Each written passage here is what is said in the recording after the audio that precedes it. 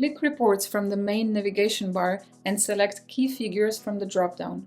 From here, you can monitor the performance of your campaigns in detail. The top row contains different filters, so you can refine your results, like account, performance groups, and so on.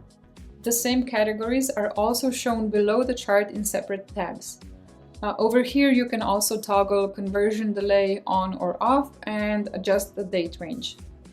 The chart has 3 lines, pink, orange, and blue. Each of them represents a different KPI, for example, revenue, conversions, and ACOS. You can fully customize them. Just click on the metric and select a different one. And to see only one metric, you can just hover over this eye icon, or you can even click X to remove it from the view. You can also change the chart view from daily to weekly, monthly, and even quarterly. And over here, you can download all reports as CSV or Excel files.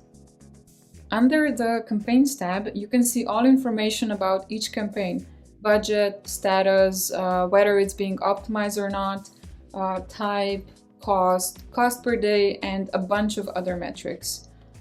If you would like to have a look at a specific campaign, just click it, and then the list displays all ad groups related to the chosen campaign.